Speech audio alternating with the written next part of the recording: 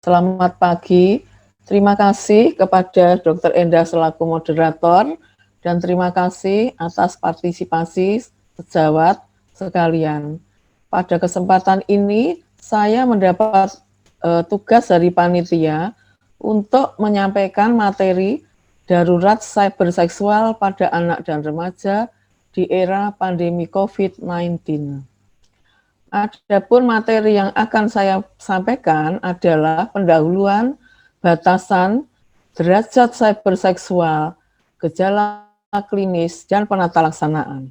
Sebagai pendahuluan, di era pandemi COVID-19, hampir setiap hari diberitakan adanya kekerasan seksual yang meningkat selama masa corona, di mana korbannya mayoritas adalah siswa SMP. Dan di bulan November ini ada berita di mana kekerasan seksual terutama mengincar pada perempuan, di mana di sini perempuan sebagai objek yang lemah, jadi sering mengalami kekerasan seksual. Nah, di era pandemi COVID-19, memang penggunaan media internet itu sangat diperlukan sebagai alat komunikasi dalam metode pembelajaran, dalam bekerja, dalam mencari hiburan, dan dalam kita berkomunikasi satu sama lain. Nah, penggunaan media internet pada anak dan remaja sangat memerlukan pendampingan dari orang tua, karena remaja masuk dalam fase identitas, di mana dia perlu untuk pendampingan dari orang tua. Yang memprihatinkan di era milenial ini, kejahatan seksual bisa terjadi di mana saja, bahkan saat anak itu di rumah, di kamar belajarnya, atau dalam kamar saat dia terpapar dengan internet. Sekitar 4-7% anak dan remaja terpapar cybersex, di mana korban kekerasan seksual anak dan remaja jarang dilaporkan.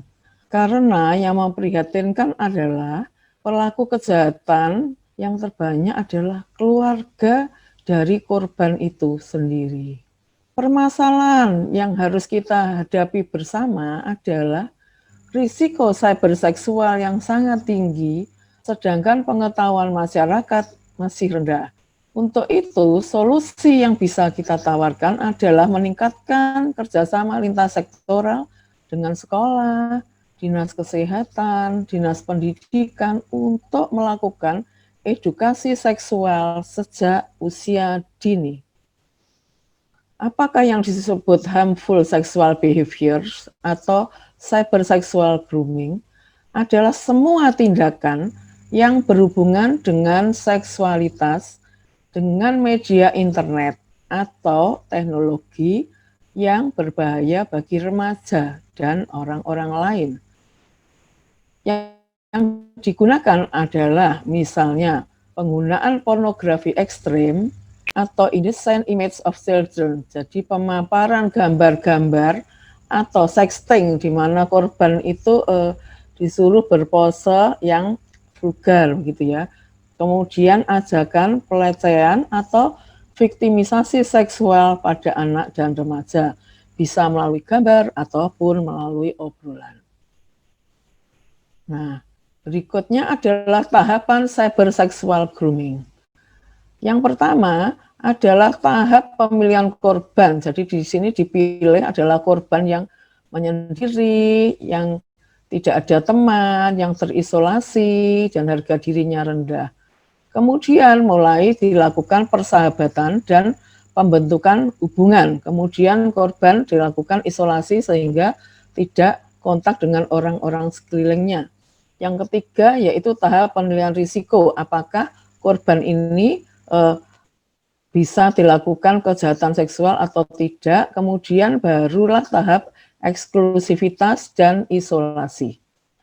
Untuk penyebab cybersex adalah sebagai berikut.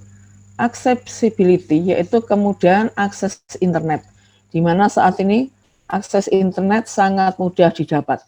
Yang kedua yaitu affordability, yaitu keterjangkauan internet. Yang ketiga adalah anonymity, jadi pelaku atau seseorang tuh bisa mengakses materi seksual, berdiskusi, atau membandingkan kegiatan dengan kelompok komunitasnya tanpa diketahui identitasnya di dunia maya. Yang keempat yaitu affordable price. Jadi saat ini internet itu sangat murah, bahkan gratis ya, sehingga risiko untuk terpapar cybersex itu sangat tinggi. Dan yang terakhir yaitu fantasi, di mana lewat media internet itu para pelaku bebas untuk berfantasi tanpa adanya batasan ataupun penolakan. Nah, di sini kami jelaskan mengenai 4 dasar distorsi pemikiran cyberseksual. Yang pertama yaitu teori perilaku. Seseorang yang saat kecil mengalami viktimisasi berupa kekerasan, baik kekerasan emosional, kekerasan seksual, kekerasan fisik, itu tidak menutup kemungkinan saat remaja atau dewasa menjadi perilaku kekerasan, karena mereka menganggap itu adalah hal yang lumrah, hal yang normal. Yang kedua yaitu teori attachment. Seseorang yang dengan kelekatan masa anaknya itu sangat rendah, tentu saja memiliki harga diri yang rendah. Harga diri yang rendah, perasaan terisolasi, perasaan sendirian, tanpa harapan, itu kemudian dialihkan dengan melakukan kekerasan seksual kepada korban yang dianggap lebih rendah atau korban yang tidak berdaya. Yang ketiga yaitu teori kognitif perilaku. Di sini pelaku mengalami distorsi kognitif, di mana pelaku itu menganggap memang korban, dalam hal ini tentunya yang lebih rentan yaitu anak atau remaja itu memang menyenangi aktivitas kekerasan seksual itu, menikmati, dan bahkan mereka layak untuk diperlakukan kekerasan seksual untuk menutupi rasa bersalah dari pelaku tersebut. Yang keempat yaitu Finkelhurst Integrated Theory. Di sini artinya integrated yaitu kesamaan antara korban dan pelaku. Jadi di sini pelaku dan korban itu sama-sama mengalami kekosongan ya. Terus kemudian mereka saling berinteraksi dan kemudian pelaku, di mana pelaku ini bisa seseorang yang mengalami gangguan mental, seseorang dengan alkoholisme, seseorang yang harga dirinya rendah, jadi dia melakukan pendekatan emosional dengan korban, kemudian akhirnya terjadi kekerasan seksual. Nah, hal ini perlu pemikiran dari kita semua.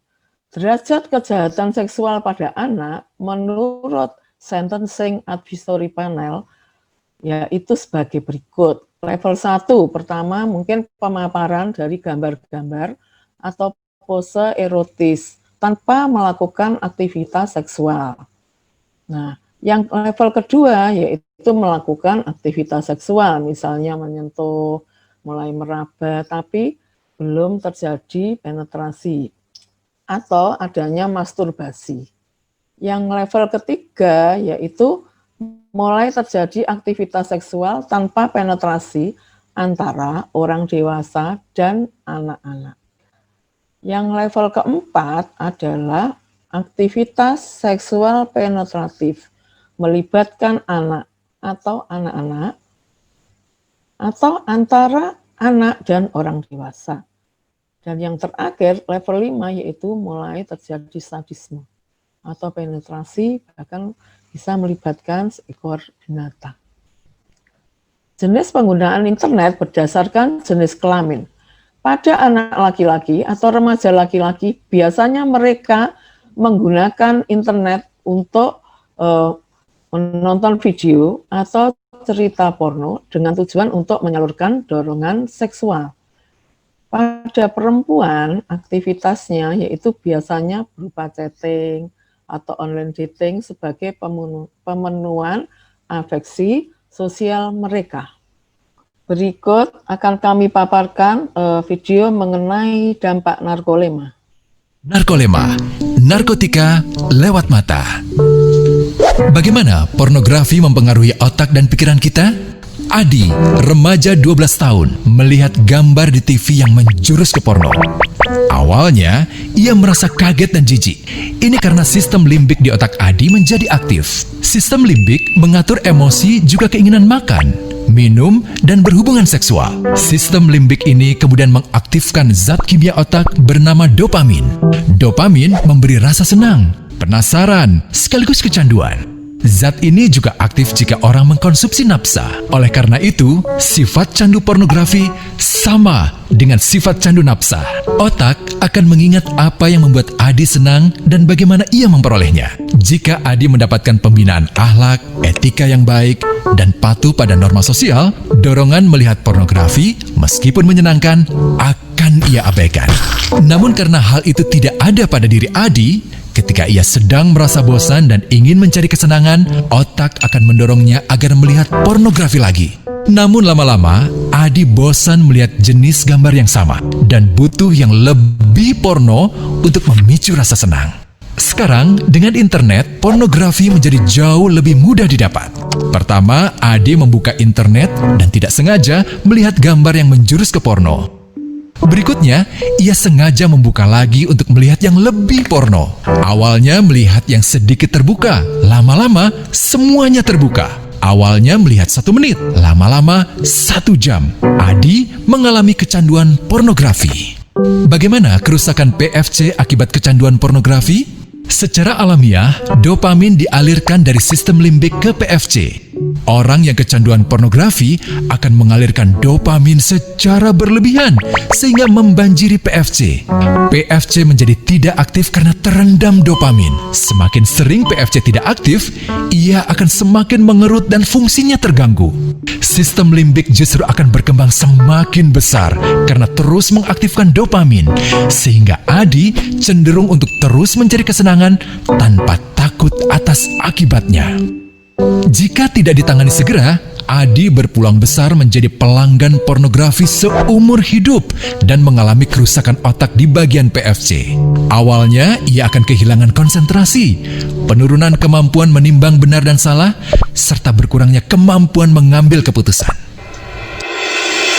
Lama-lama, besar kemungkinan ia akan melakukan masturbasi, oral seks, hubungan seksual suka sama suka, dan mudah berganti-ganti pasangan seksual.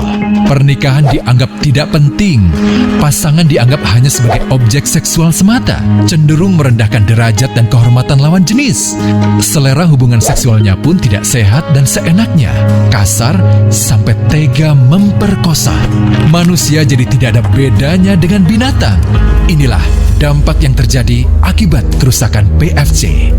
Ahli bedah otak Donald Hilton Jr. mengatakan, jika difoto menggunakan alat magnetic resonance imaging, otak yang rusak akibat pornografi memperlihatkan hasil yang sama dengan otak yang rusak karena kecelakaan. Ia juga mengatakan, berbeda dengan dampak nafsa yang merusak otak di 3 bagian, pecandu pornografi yang sudah melakukan hubungan seks dengan anak-anak mengalami kerusakan otak di 5 bagian.